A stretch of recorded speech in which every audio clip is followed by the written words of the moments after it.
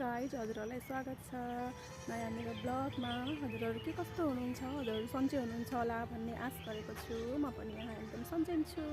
हामी यहाँ बारीतिर आएका छौँ, यसो बारीमा तरकारीहरू टिप्न, गेडागुडीहरू टिप्न, लसुनको पातहरू टिप्न यसो आएका छौँ गाइज। यो हाम्रो बारी रहेको छ साथीहरू।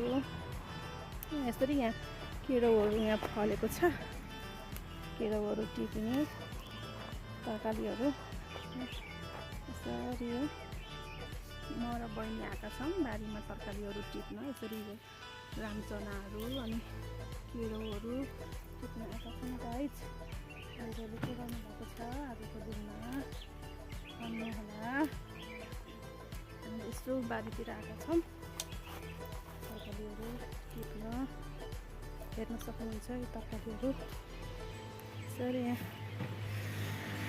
यस्तरी यहाँ रामचना हो कि बकुल्ला हो, यो यसो भनिदिनु होला।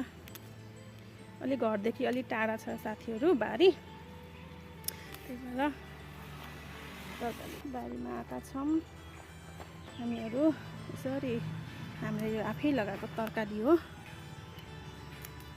यो चाहिँ बकुल्ला रहेको छ, भाँच्चे चाहिँ यो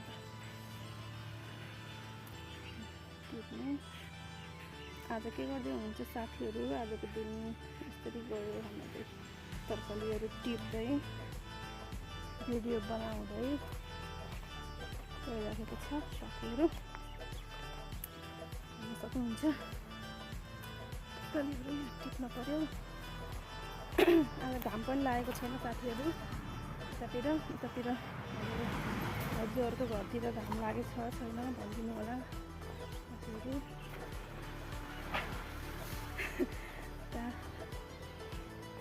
यस्तो बसे टाढा छ बारीमा आउन पनि पाइँदैन साथीहरू।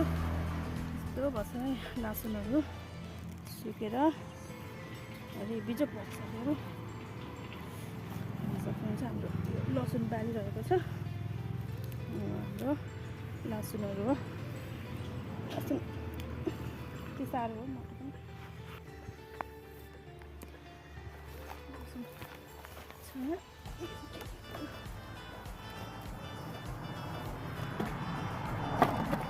हामी तरकारीहरू टिपेर हजुरहरूलाई देखाउने नै छौँ। यहाँ लसुन गोड्दैछौँ, लसुन पनि गाह्रो भयो साथीहरू गोड्नुलाई। साथीहरू हाम्रो केराउ कति धेरै फलेको छ। केराउ हाम्रो बारीमा कति धेरै केराउ फलेको छ। आज चाहिँ मजाले केराउ र आलुको तरकारी खाइन्छ साथीहरू। राजमा त्यो हाम्रो सबै बारी रहेको छ। ल त अब हामी केराउ टिप्छौँ ल। केराउ टिपेर फेरि भेटौँला। ल फाइनली गाइज हामीले यहाँ केराउ टिपेर एक झोला केराउ भएको छ हाम्रो। केराउ टिपेर हामी घरतिर लाग्यौँ।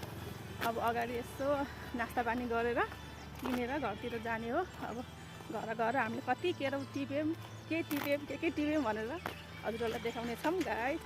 यो हाम्रो बाटो पनि हेर्न सक्नुहुन्छ। सर जाने यही बाटो हिँड्दै हामी घर जाने हो साथीहरू। अगाडि यस्तो पसल छ, पसलमा पसेर नास्ता किनेर खाँदै घर जाने हो साथीहरू। यो हाम्रो घर नजिकै यो मन्दिर हो, लक्ष्मीनारायण मन्दिर रहेको छ। यसरी यहाँ कामहरू चलिरहेको छ मन्दिरमा। मन्दिर निर्माण हुँदैछ साथीहरू, हेर्न सक्नुहुन्छ। साथीहरू थकै पनि लागिसक्यो, कतिखेर घर पुगेर पानी खाउँला आराम गरौँला भन्नुभयो। ओहो घाम नलाग्यो नि गाइस, पसिना आयो गर्मी भएको छ साथीहरू। हामी नास्ता पसलमा पस्नु भनेको, नास्ता त पाकेकै छैन क्या गाइजहरू। नास्ता लिएर घरतिर जाने भनेको, नास्ता सोध्नु के कस्तो छ, नास्ता पाके छ कि छैन। फाइनली गाइस दुनोट पाकेको छ। यहाँ दुनोट हाम्रो नास्ता हेर्न सक्नुहुन्छ। बल्ल सुरुवात हुँदै थियो, एकछिन हामीले वेट गरेर अब नास्ता बोकेर घरतिर जाने हो। हजुरहरूलाई पनि दुनोट खान मन लाग्छ भने आउनु होला। तातो दुनोट पाकेको छ। फाइनली हाम्रो दुनोट हेर्न सक्नुहुन्छ। दुनोट अब हामीले घर गएर खानेछौँ दुनोट। गाइस अब घर गएर चिया नास्ता खाने हो साथीहरू, हेर्नु होला। हाम्रो यो पुल बुढी खोला पुल भएको छ।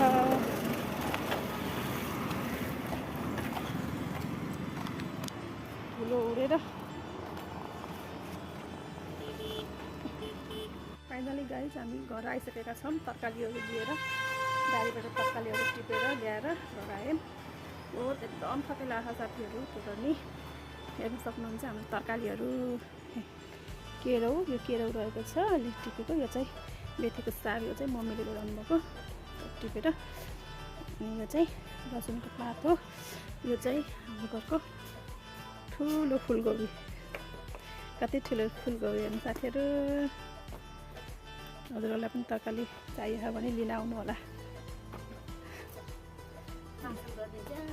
पार्सल गरिदिन्छौँ भन्नु भएन साथीहरू, घरै आउनुपर्छ लिनलाई। अब हामीले एकछिनमा चिया र दुनोट खानेछौँ साथीहरू। चियाभित्र पाक्दैछ, बहिनीले पकाउँदै हुनुहुन्छ। चिया चाहिँ बाहिर आएको थियो तरकारी देखाउनको लागि साथीहरूलाई। अब आलु र केराउ मजाले आज पकाएर खाने हो। आजलाई यति नै रहेको छ। यति बेरसम्म हाम्रो भिडियो हेरिदिनु भएकोमा हजुरहरूलाई धेरै धेरै धन्यवाद भन्न चाहन्छु। भिडियो राम्रो लागेमा लाइक, सेयर, सब्सक्राइब गर्न पनि नबिर्सनु होला भन्दै अर्को भिडियोमा फेरि पनि हाम्रो भेट हुने नै छ साथीहरू। अहिलेको लागि बाई बाई साथीहरू।